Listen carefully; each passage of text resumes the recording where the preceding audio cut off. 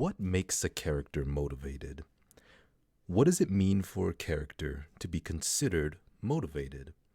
Now, there's plenty of things that actually contribute to a character being motivated.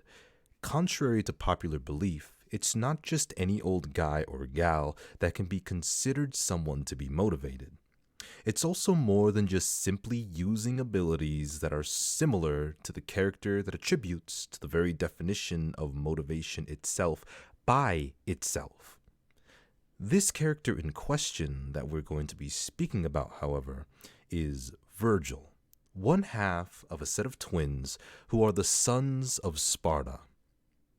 There are a lot of things to consider when thinking about Virgil's character from the Devil May Cry series. Things like his backstory, the way his personality contributes to his fighting style, his philosophies in life, and his overall demeanor and the way he views combat itself.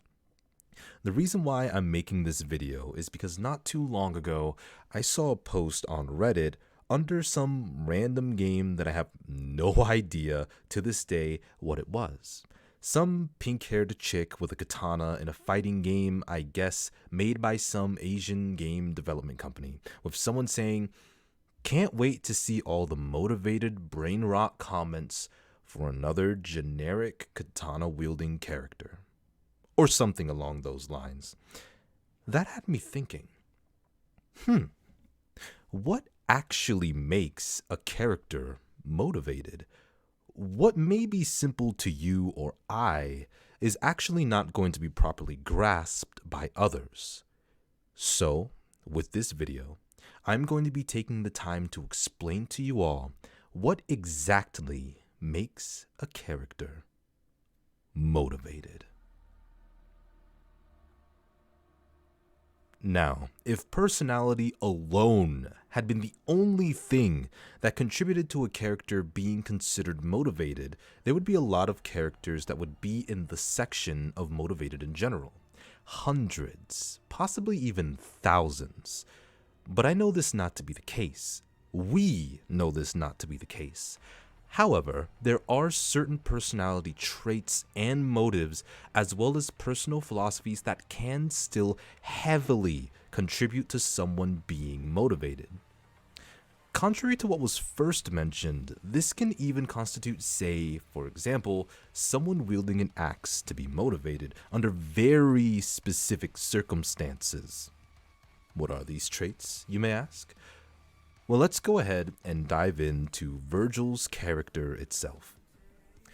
Believe it or not, Virgil's character backstory is filled, surprisingly, with loss, the feeling of betrayal, and the ultimate feeling that he hates the most: weakness. Virgil's character is built off of the torturous experience he had as a child at the hands of demons. He is a character that is built off of experiencing overwhelming weakness for the very first time, powerless against the adversities that he had been facing as a small child.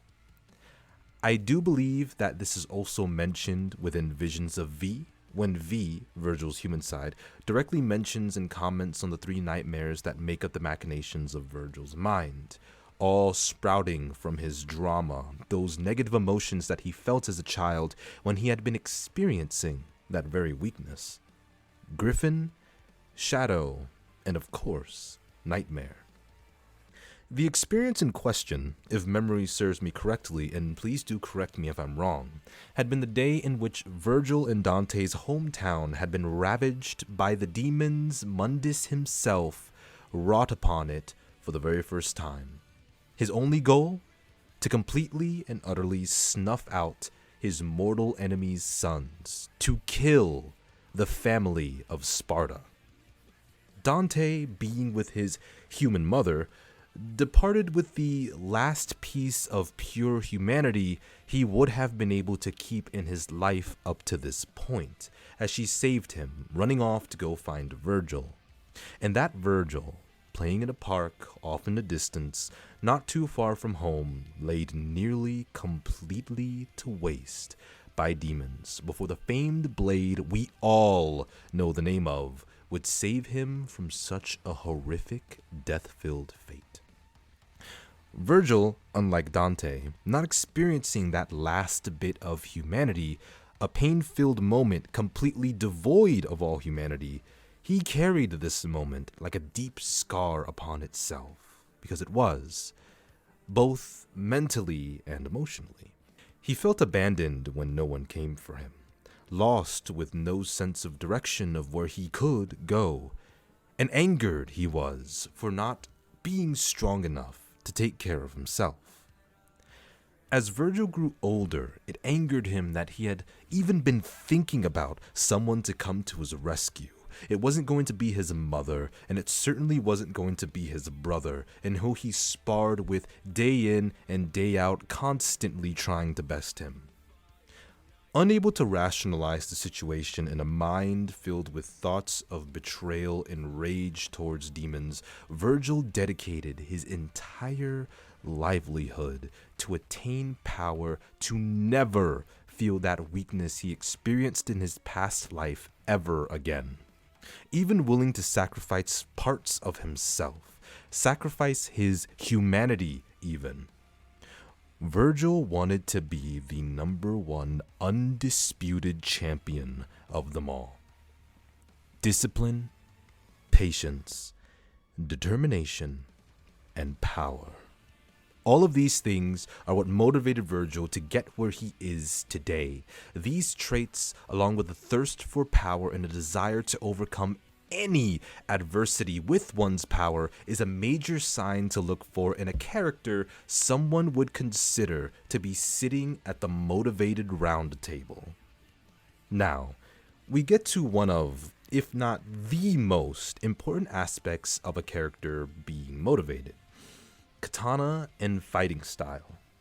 Of course, a character's choice of weaponry can heavily attribute them to being considered motivated, but that just can't be true by itself. Consider this: a katana user that uses specific combos that are fast-paced and flashy, most would consider motivated, but we're actually looking for something very specific. The style said characters should be using is that of the quick draw. Virgil's fighting style is heavily attributed to the in real life style Iaijutsu. Iaijutsu is a combative quick draw sword technique, a sword drawing art, but not necessarily an aggressive art, because Iaijutsu is also a counterattack oriented art. Iaijutsu technique may be used aggressively to wage a premeditated surprise attack against an unsuspecting enemy. The formulation of Iaijutsu as a component system of classical Bujutsu was made for less of the dynamic situations of the battlefield and more for the relatively static applications of a warrior's daily life off of the battlefield. If this sounds familiar, then you can easily see how Virgil's personality completely reflects his combat style. Rarely do we see him go out of his way to give a full-on assault, as to rather use deflective techniques, quick draw slashes, ranged attacks with his katana, and opting to deflect bullets, mostly requiring his brother Dante to get close and close the distance rather than going straight for him. Now, we can see these traits in characters who wield katanas and have a specific goal in mind when it comes to attaining power. This narrows down the circle of characters who could be considered motivated quite a bit. Also, having white hair doesn't hurt to have when it comes to being motivated. Some would even try and suggest that is the standard bar, whereas it is only an optional commodity when it comes to the character in question's design. Now, to end this off, I will give you an appropriate example of a character that you can consider to be motivated. Take, for example, the one and only in Punishing Gray Raven, Alpha. Alpha, who was originally known as Lucia, bears a background in which she suffers a fatal betrayal, and as she is trying to run from the corruption that now ravages her from the inside and out, she finds that slowly but surely she is becoming far too weak to continue on. She will die like this until her sister and the rest of the Ascendants offers her salvation. As Lucia grows more into her new identity amongst the Ascendants along with her sister, she personally takes it upon herself as an unspoken mission to never be at the mercy of Babylonia or anyone ever again. Her journey towards power leads her down a path of isolation, coldness, and focus. Discipline, patience, determination, motivation for attaining more power, whilst also using the now established fighting style in which we had just recently covered, the art of the quick draw, Iaijutsu.